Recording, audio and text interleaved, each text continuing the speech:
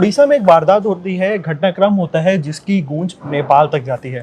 नमस्कार, मेरा नाम है अश कपूर, आप देख रहे हैं इंडिया.com और आज हमारे साथ हैं अरुण सर।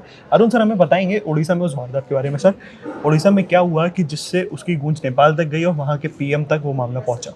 एक्चुअली उड़ीसा में जो है KIIT जो कि वहाँ का इंजीनियरिंग कॉलेज है भुवनेश्वर में, वहाँ पर एक नेपाली जो गर्ल स्टूडेंट है उसकी डेथ हुई है। उसको सुसाइड कहा जा रहा है। तो हॉस्टल में डेथ हुई थी, उसकी वजह से जो है काफ़ी हंगामा मच गया है। और चूँकि वो स्टूडेंट जो है लड़की है और नेपाल से आती है, वो दोनों उसका भाई भी वहीं पढ़ता था। तो दोनों जो भाई बहन वहीं पढ़ते थे, लड़की ने सुसाइड कर लिया एलिजेडली, रिपोर्टेडली।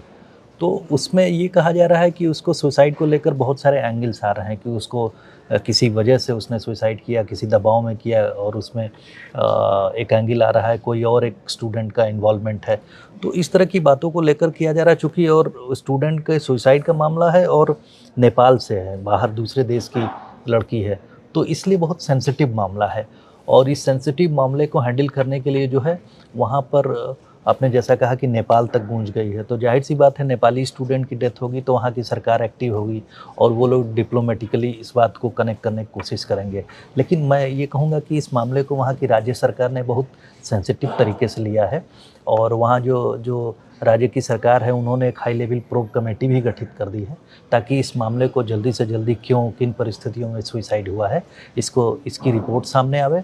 और जो उनके कंसर्न है, जैसे उनके फादर के, लड़की के फादर का स्टेटमेंट आया है, उन्होंने जिस तरह की बातें उठाई हैं कि किस तरह से उसको प्रेशराइज किया गया, किन परिस्थितियों में उसने जो है सुसाइड किया है, इन सब बातों को लेकर जो उनके जो कंसर्न्स हैं उनको एड्रेस किया जाए। तो सर, ये जो है मामला नेपाल के पीएम तक गया है, वहाँ से क्या टेक आया है और अब हमें क्या देखने को मिल सकता है? क्योंकि वहाँ के जो पीएम है ओली साहब, उनका जो है थोड़ा सा एंटी इंडिया स्टैंड देखने को हमेशा से मिलता रहा है। बीच में काफ़ी उन्होंने स्टेटमेंट्स भी दिए थे, जो रामायण से लेकर के भी थे। तो क्या अब ये कुछ हमें वहाँ पे कॉन्सिक्वेंस देखने को मिल सकता है नेपाल की तरफ से? देखिए, जाहिर सी बात है, किसी देश के नागरिक की जो है डेथ हो जाए तो दूसरे देश में अगर हो जाती है तो वहाँ की सरकार उसको बहुत सेंसिटिव तरीके से लेती है। उसमें क्या एंगल हो सकता है, इसको भी समझने की कोशिश करती है। ओली साहब की बात कर रहे हैं तो ओली साहब, जाहिर सी बात है कि उनका कुछ प्रो चाइना इंटरेस्ट रहा है, लेकिन वो कुछ दूसरे मामलों में रहा है। वो अपने कंट्री के हितों को सुरक्षित रखते हुए प्रो चाइना उनका टिल्ट दिखता ज़रूर है, लेकिन ये बहुत सेंसिटिव मामला दूसरे तरह का मामला है। मुझे लगता है इस मामले को जो हैंडल करते, जैसा एक स्टेटमेंट मंडे को आया था, तो कल आया था उनका एक स्टेटमेंट, उसके बाद में कि साहब हम जो है इस मामले को डिप्लोमेटिक चैनल के ज़रिए जो है समझने की कोशिश कर रहे हैं और इसको रिजॉल्व करेंगे। तो जाहिर सी बात है, उन्होंने ऐसा कोई स्टेटमेंट फ़िलहाल नहीं दिया है जिसकी वजह से ऐसा लगे कि वो इस मामले को लेकर कुछ ज़्यादा ही एक्टिव हो गए हैं। क्या ये मामला दोनों देशों के रिलेशन में इम्पैक्ट डाल सकता है? नहीं, ये बहुत छोटा सा मामला है। छोटा, मैं किसी डेथ को छोटा नहीं मानता, लेकिन मैंने इसलिए कहा छोटा मामला क्योंकि इसमें ऐसा ना कोई बाउंड्री इशू, क्योंकि नेपाल और इंडिया के बीच में सबसे सेंसिटिव इशू जो है वो हो जाता है बाउंड्री इशू को लेकर या ट्रेड के चीज़ों को लेकर। तो ऐसा कोई मामला नहीं है, लेकिन हाँ, एक सेंसिटिव मामला ये है कि एक स्टूडेंट की डेथ हुई, वो भी लड़की की डेथ हुई है।